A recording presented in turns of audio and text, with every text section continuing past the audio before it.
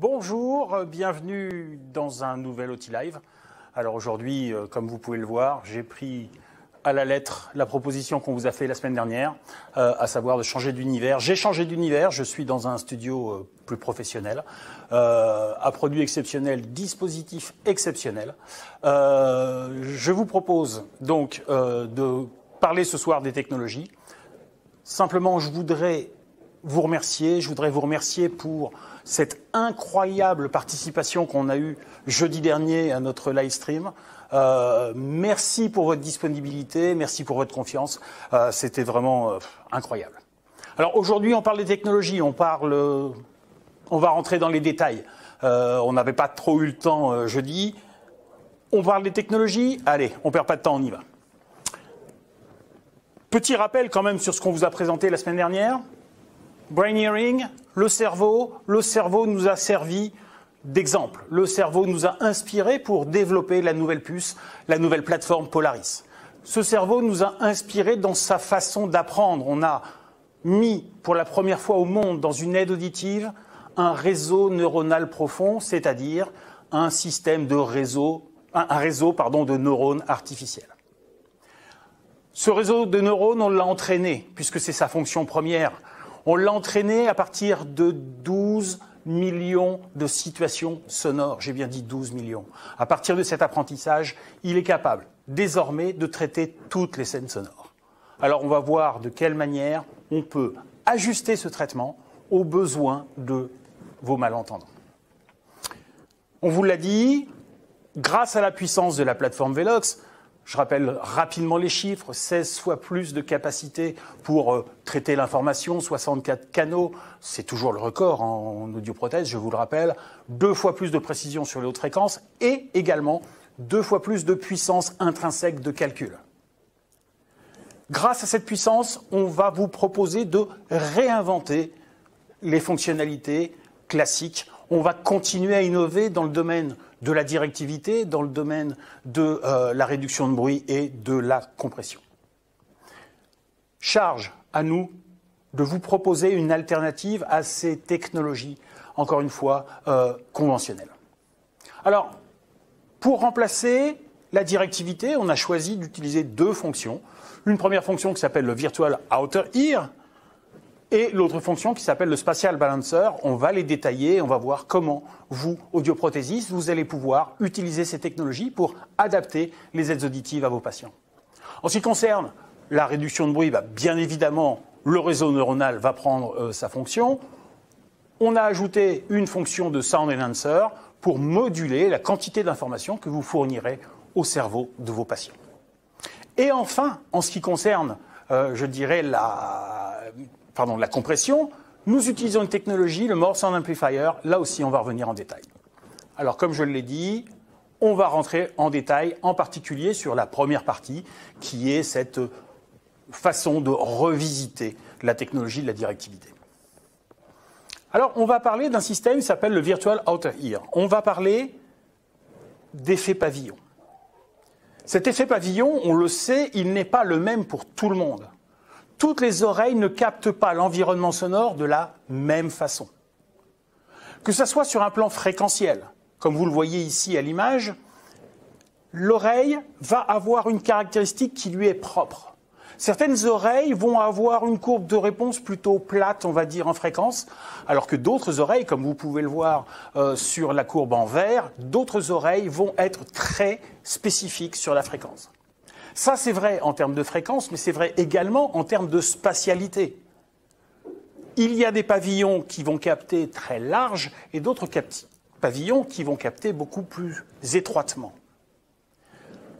Jusqu'à présent, pour contrecarrer le fait que l'aide auditive était placée sur le pavillon et donc il n'y avait plus l'effet pavillon, jusqu'à présent, tous les fabricants, globalement, se sont basés sur une approche qui consistait à utiliser une semi-directivité, on va appeler ça comme ça, qui consistait tout simplement à capter un peu plus ce qui se passait devant que vers l'arrière. Eh bien, Oticon a choisi de modéliser les différents types de pavillons. Nous avons utilisé 140 pavillons différents pour établir 3 profils, pour établir 3 types de captation.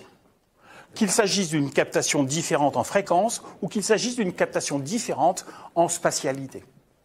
Et vous pouvez le voir sur ce graphique, vous avez en cyan, donc le bleu clair, vous avez la courbe de réponse que nous utilisions jusqu'à présent sur un OpenS par exemple. Donc peu spécifique en fréquence et plutôt une captation relativement large. Eh bien, dans le logiciel, vous aurez la possibilité de choisir entre ces trois profils qui sont représentés ici en rouge, en noir et en bleu. Ces trois profils. Alors comment vous allez les choisir? Parce que c'était une des questions qu'on a eues ce midi. D'ailleurs, à ce sujet, n'hésitez pas, vous avez dans le chat, vous pouvez poser des questions, j'y répondrai à la fin. Comment on va le choisir? Tout simplement, si vous avez un patient, par exemple, qui a été habitué pendant de nombreuses années à avoir une aide auditive qui lui restreignait son champ de perception, vous avez peut-être intérêt à commencer sur le réglage restreint. Si vous avez un patient qui vous dit « moi j'ai plutôt envie de percevoir un maximum, d'entendre tout ce qui se passe autour de moi », vous allez plutôt choisir un réglage élargi.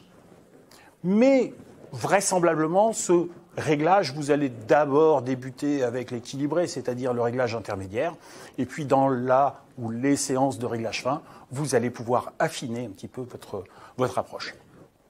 En fait, c'est tout simplement comme si, en fonction des besoins du patient, vous aviez la capacité de lui changer la forme de son pavillon. C'est exactement ça que vous allez faire au travers du Virtual Outer Ear. Autre technologie qui est à l'entrée du système de traitement, c'est le Spatial Balancer. Alors pour ceux d'entre vous, et je sais que vous êtes nombreux à avoir testé Open, à avoir fait des adaptations d'Open, vous connaissez la technologie, le Spatial Balancer, c'est l'héritage d'Open. Le Spatial Balancer, c'est la partie balance de notre fameux Open Sound Navigator. Toutefois, cette partie, qui je vous le rappelle, est faite pour modifier la relation qu'il y a entre les différentes sources sonores pour faire émerger les sources de parole et réduire quelque peu les sources de bruit. J'ai bien dit réduire, je n'ai pas dit les enlever. Parce qu'encore une fois, souvenez-vous, brain hearing, il faut que le cerveau puisse accéder à toutes les informations de la scène sonore. Donc ici, on va modifier la balance entre les sons. Mais ce qui change par rapport à l'open, c'est premièrement sur un plan de la fréquence, puisque aujourd'hui, on est capable d'utiliser 24 bandes, c'est-à-dire vous pouvez avoir jusqu'à 24 sources sonores différentes qui vont être traitées par le système. Et on a doublé la précision fréquentielle sur les hautes fréquences, sur les 1400 Hz et au-dessus, tout simplement parce que c'est là où est l'information de parole, c'est là où se situent les indices nécessaires, importants pour la compréhension. Et puis on a amélioré son efficacité également. On a amélioré son efficacité parce que désormais, ce système, déjà en fonctionnant sur plus de bandes, est capable de mieux encadrer les différentes sources sonores. Mais en plus, il est capable de les retrouver, de les traiter, même lorsque le rapport signal-bruit est négatif, et même voire très négatif, puisque même une source sonore 10 décibels en dessous du niveau de bruit, on sera capable de la localiser et de la traiter individuellement. Donc, on va obtenir plus de précision en termes de fréquence, plus de précision sur la spatialité, et donc forcément plus d'efficacité. Donc ça, c'était notre partie comment je capte le son. Soit d'un côté, j'ai le Virtual Outer Ear, soit de l'autre côté, j'ai le Spatial Balancer. Et en fait, les deux systèmes vont fonctionner en parallèle. Simplement, en fonction de la situation sonore, on va basculer plus sur l'un ou plus sur l'autre. Quand vous êtes dans le calme, peu de sources sonores, on va privilégier une perception naturelle qui est fournie par le Virtual Outer Ear, c'est-à-dire un effet pavillon sans traitement du signal. Par contre, lorsque l'environnement se complexifie, lorsque cela devient plus difficile, eh bien, le traitement de signal de l'aide auditive doit se mettre en marche, et c'est là que va intervenir le Spatial Balancer. Donc ça, ce sont les deux technologies que nous utilisons pour, eh bien, je dirais, réinventer un système qui existe depuis des dizaines d'années, qui s'appelle la directivité. Passons maintenant à la réduction de bruit.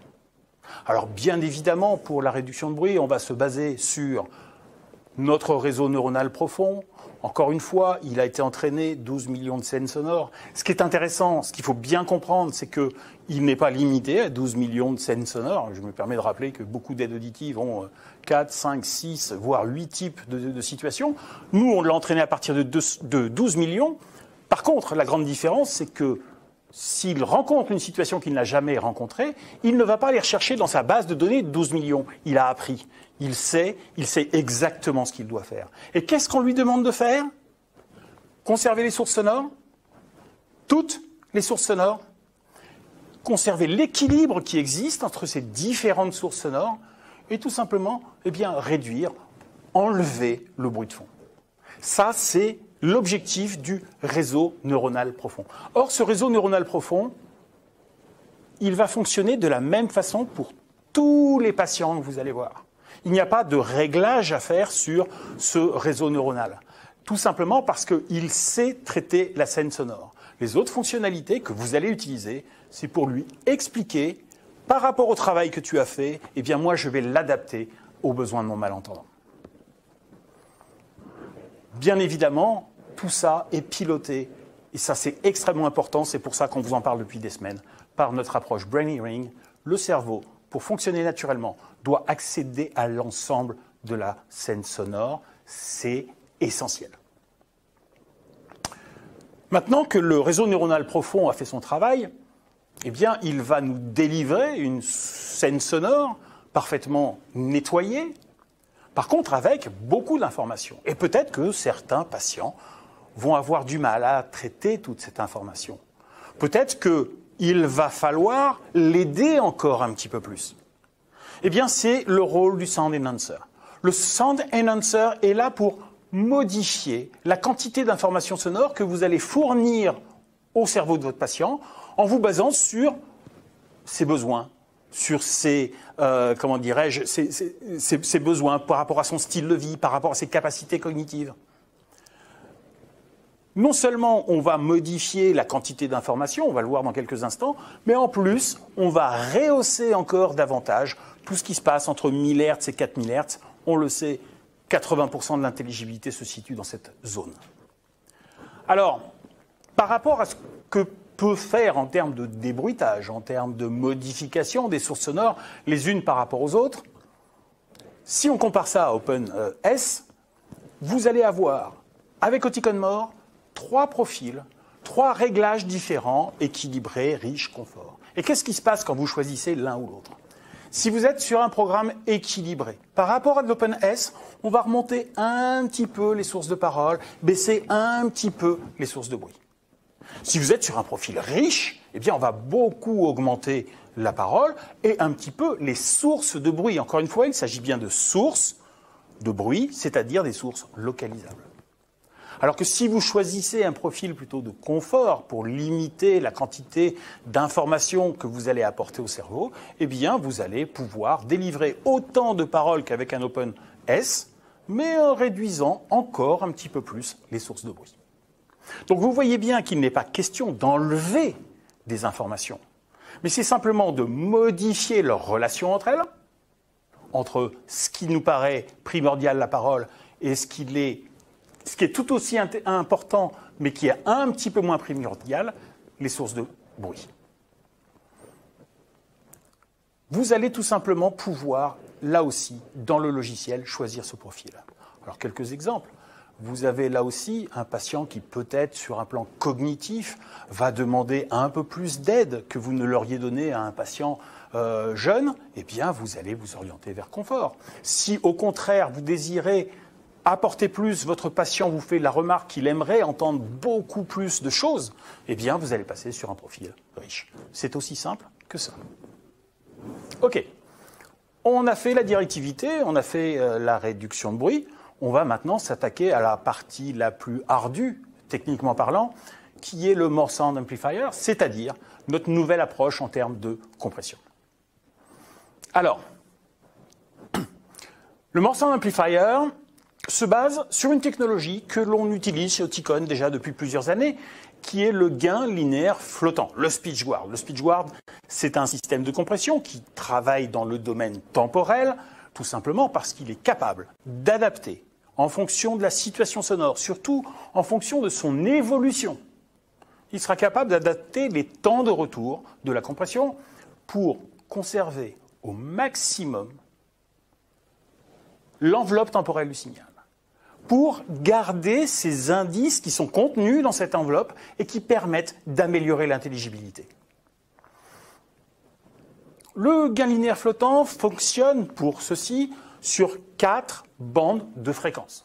Ces 4 bandes de fréquences vont forcément, par leur intensité, déterminer le gain que l'on va apporter et le type de compression que l'on va apporter dans ces différentes bandes.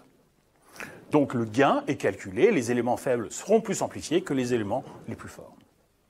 Ça, c'est dans le meilleur des cas, j'ai que de la parole.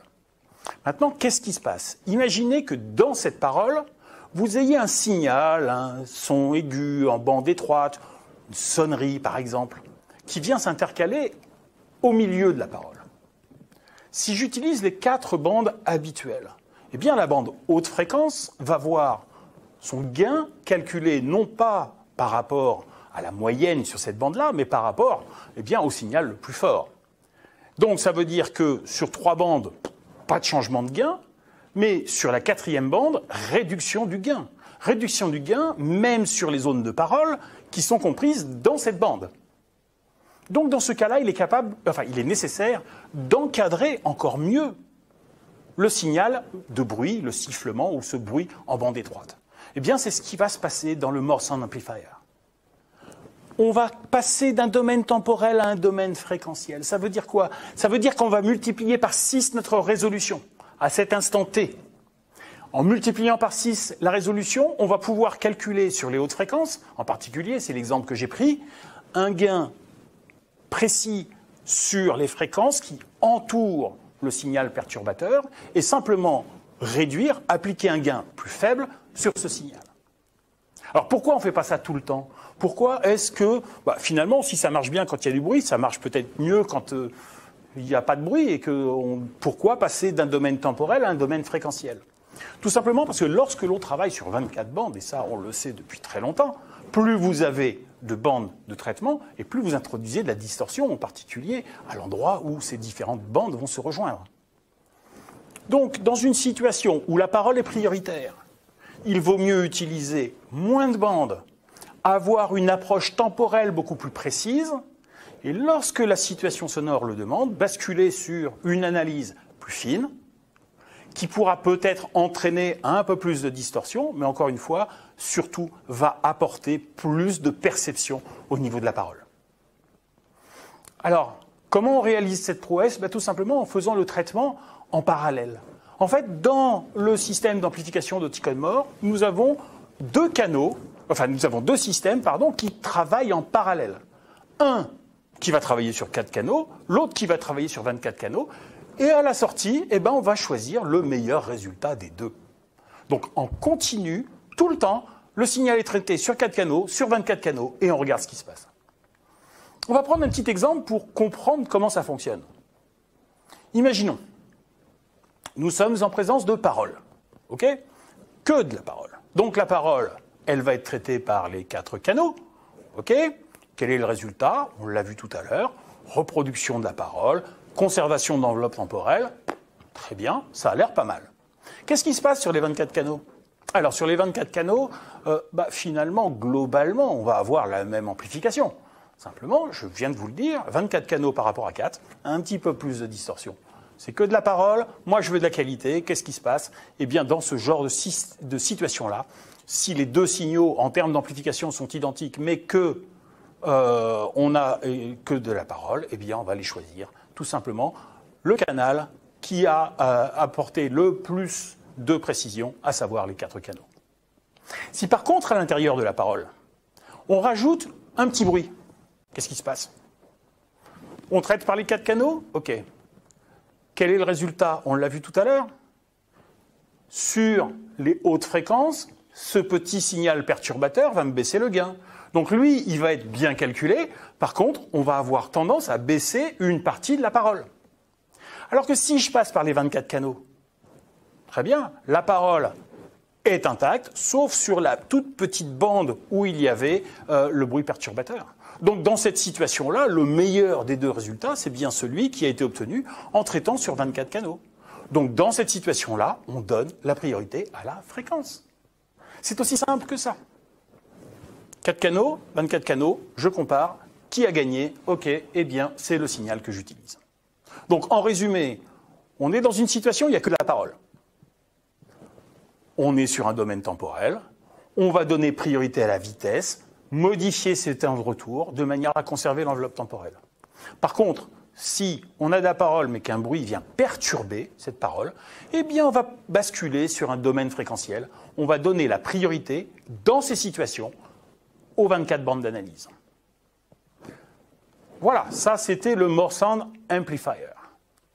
Bien évidemment, Oticon More va utiliser d'autres technologies que je n'ai pas le temps aujourd'hui de vous décrire en détail, mais ce sont des technologies qui ont été héritées de nos plateformes précédentes et en particulier de l'Open.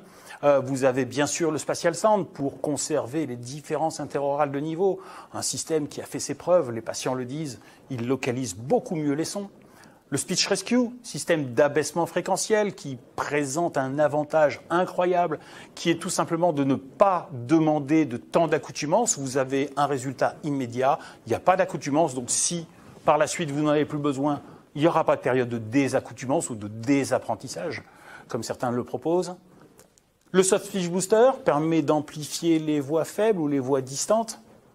Ah, ça c'est quand même un truc intéressant en ce moment. Je suis tout seul dans le studio, j'ai enlevé le masque, mais on le sait, nos malentendants ont du mal à percevoir les voix avec le masque. Eh bien, le Soft Speech Booster est un formidable outil permettant de faire remonter toutes les informations de parole sans faire remonter les niveaux de bruit. Clear Dynamics, alors ça, c'est pas pour tout de suite. Ça sera pour dans... Allez, je sais pas, je sais qu'il y a quelqu'un qui est en train de nous expliquer ce qu'on va pouvoir faire la semaine prochaine.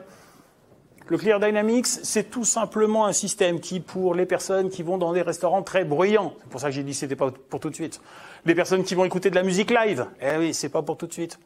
Eh bien, dans ces situations-là, les personnes doivent pouvoir percevoir les niveaux élevés avec une excellente qualité sonore.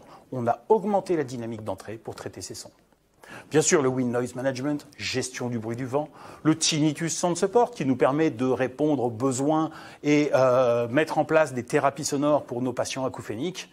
Et puis, je ne l'ai pas oublié, je l'ai gardé pour la fin, le More Sound Optimizer, c'est-à-dire, c'est l'anti-Larsen qu'on avait dans l'Open, simplement on l'a mis au goût du jour. Alors, la technologie est toujours la même, c'est toujours un système qui est capable de détecter l'apparition du Larsen bien avant que celui-ci ne soit véritablement effectif.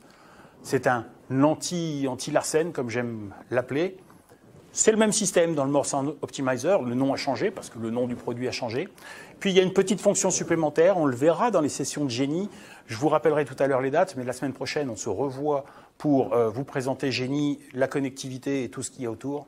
Vous verrez dans Génie, on a un petit réglage supplémentaire sur le More Sound Optimizer qui va permettre, par exemple, si vous avez un patient musicien qui demande d'avoir un anti-Larsen un petit peu moins actif, eh bien, vous pourrez mettre cet anti-Larsen sur une position intermédiaire.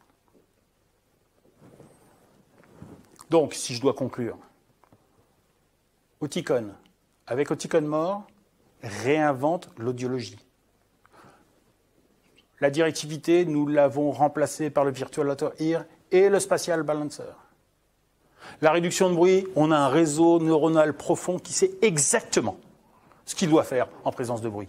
Et on a le Sound Enhancer pour moduler la quantité d'informations que vous allez donner à votre patient. Et puis enfin, une fois que ce travail de captation, de traitement du signal, une fois que ce travail est fait, eh bien, il faut absolument amplifier de manière intelligente pour conserver tout le travail qui a été fait jusque-là. C'est le rôle du More Sound Amplifier, de pouvoir s'adapter et de pouvoir proposer une amplification précise et qui conserve tout le travail qui a été fait avant. Donc, je vous l'ai dit, Oticon vous propose une approche innovante, une approche nouvelle du traitement de signal. On s'est basé sur le cerveau, on vous l'a dit, on vous l'a peut-être répété. Le cerveau, il a besoin de quoi? D'un signal, haute qualité, toutes les informations, et c'est uniquement comme ça qu'il pourra travailler naturellement. Eh bien pour ça, on a inventé des nouvelles technologies, on les a regroupées sous le terme de Morse and Intelligence, une technologie qui va nettoyer de manière intelligente en utilisant un réseau neuronal profond qui va nettoyer le signal, et derrière un système d'amplification innovant permettant de conserver tout le traitement qui a été fait par le Morse and Intelligence, mais simplement pour l'adapter à la dynamique résiduelle du malentendant sans perte d'information. Alors, toutes ces technologies, j'espère que maintenant elles vous paraissent plus claires, qu'elles vous paraissent plus simples, mais j'imagine bien que demain, quand vous allez voir des patients, vous n'allez pas leur expliquer toutes ces technologies. Vous n'allez pas leur expliquer l'effet pavillonnaire en fréquence, en spatialité, etc. Vous n'allez pas leur expliquer comment un réseau neuronal apprend et pourquoi c'est bien. Enfin si, peut-être que vous allez leur expliquer pourquoi c'est bien. Parce que finalement, les malentendants, eux, ils ne veulent pas de détails sur la technologie, ils veulent des détails sur ce que peut faire la technologie pour eux.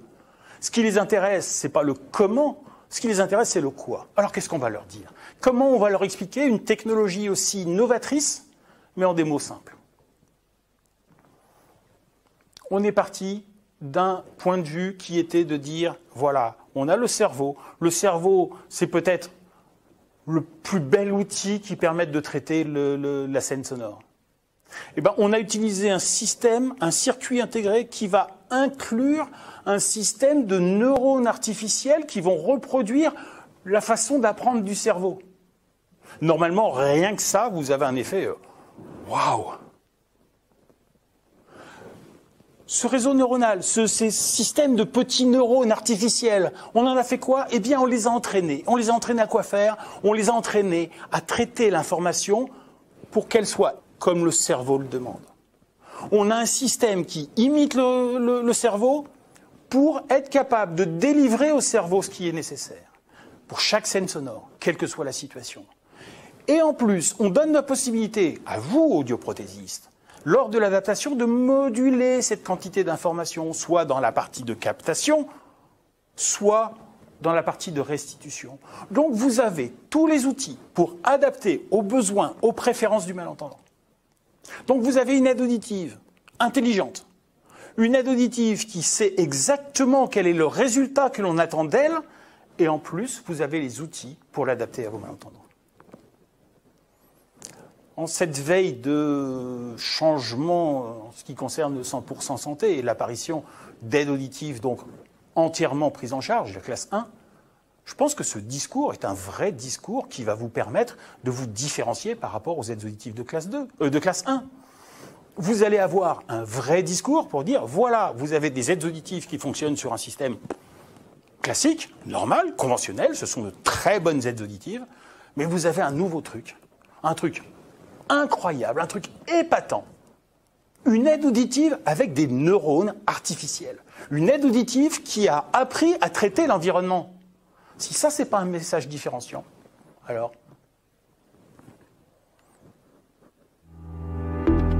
Autre outil intéressant pour vous. Vous avez cette petite vidéo listening environments are where the hearing aids are really put to the test. Cette vidéo, elle est So in order sous-titrée en to see français. how Cette vidéo, elle montre un test que l'on a fait, grandeur nature, avec des malentendants. On les a mis dans différentes situations sonores et on a recueilli leurs ressentis. Et ils sont meilleurs que moi pour vous décrire ce qu'ils ont ressenti, pour vous décrire les avantages de l'Oticon More. Ce que je vous propose, je vous invite, c'est à aller sur le site professionnel, à récupérer cette vidéo, où vous vous adressez à votre responsable régional, il vous expliquera comment faire pour récupérer cette vidéo. Elle est sous-titrée, il n'y a pas besoin du son, vous la mettez dans vos salles d'attente, et déjà, vous allez préparer vos patients à l'annonce que vous allez leur faire. Donc cette vidéo, honnêtement, regardez-la, et je vous invite à la mettre dans vos salles d'attente. Voilà, terminé. Je vous ai présenté la technologie, j'espère que vous y voyez un petit peu plus clair. Un grand merci, on est tous très fiers d'avoir ce type d'histoire à vous raconter, ce type de technologie à vous présenter, et on est surtout très fiers de la confiance que vous nous faites. Donc, je vous dis à très bientôt, le produit arrive, allez, on va dire avant Noël, vous l'aurez bien avant que le Père Noël passe, et de toute façon, par contre, je vous rappelle une règle, premier commandé, premier livré. Allez, Je vous souhaite une très bonne soirée et puis je vous dis à très bientôt. Au revoir.